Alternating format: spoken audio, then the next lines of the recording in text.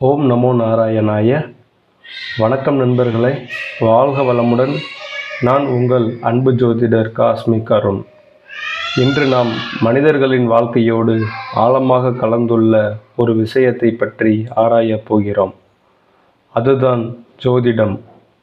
ஜோதிடம் எப்பொழுது ஆரம்பித்தது, யார் உருவாக்கினார்கள், எவ்வாறு வளர்ச்சி அடைந்தது என்ற கேள்விகளுக்கு இன்று பதில் தெரிந்து கொள்ளலாம். ஜோதிடத்தின் ஆரம்ப காலம். மனிதன் வானத்தை பார்த்து வாழ்ந்து வந்தவன். ஆயிரக்கணக்கான ஆண்டுகளுக்கு முன்பே சூரியன், சந்திரன், நட்சத்திரங்கள் இயக்கம் வாழ்க்கையில் தாக்கம் ஏற்படுத்துகிறது என்ற புரிதல் மனிதனுக்கு வந்துவிட்டது. ஆரம்ப காலத்தில் வேளாண்மை செய்ய சூரியன் இயக்கம், சந்திரன் இயக்கத்தை வைத்து மழை, காலநிலை ஆகியவற்றை அறிய அவசியமான கருவி போல ஜோதிடம் உருவாகத் தொடங்கியது. மெசபத்தோமியா, எகிப்து, இந்தியா, சீனா போன்ற பழமையான நாகரிகங்களில் அனைவரும் ஜோதிட சிந்தனைகளை வைத்திருந்தனர். இந்தியாவில் ஜோதிடம் எப்படி வளர்ச்சி அடைந்தது? இந்தியாவில் ஜோதிடம் வேத ஜோதிடம் என்று அழைக்கப்படுகிறது. ரிக் வேதத்தில் கூட சூரியன், சந்திரன், கிரகங்கள் குறித்த குறிப்புகள் இருக்கின்றன. பின்னர் இது ஜோதிட வேதாந்தம் என்ற ஒரு பிரிவு உருவானது. இதுதான் நம் ஜோதிடத்தின் ஆரம்பம்.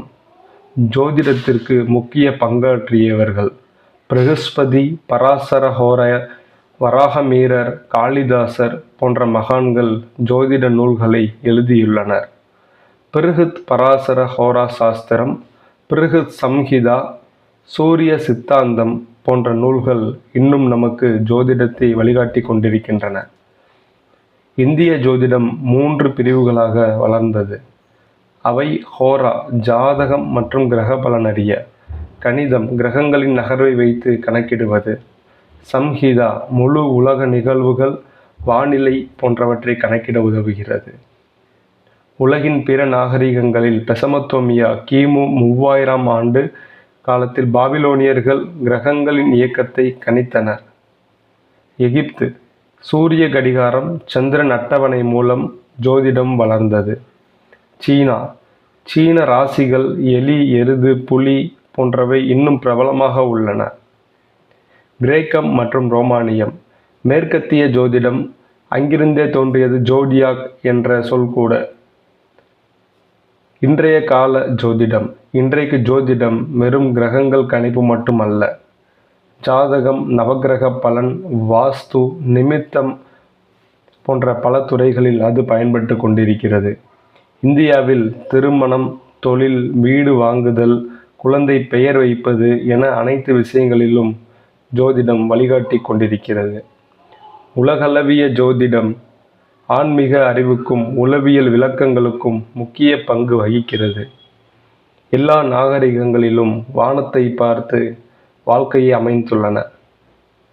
ஜோதிடம் என்பது வெறும் கணிப்பு அல்ல, அது ஒரு அறிவியல் பிளஸ் ஆன்மீகம் சேர்ந்த கலவை.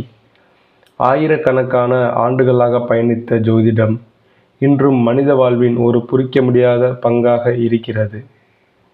இந்த வீடியோ உங்களுக்கு பிடித்திருந்தால் லைக் செய்து சப்ஸ்கிரைப் செய்து கொள்ளுங்கள். இந்த வீடியோவை உங்களது நண்பர்களுக்கு பகிர்ந்து கொள்ளுங்கள்.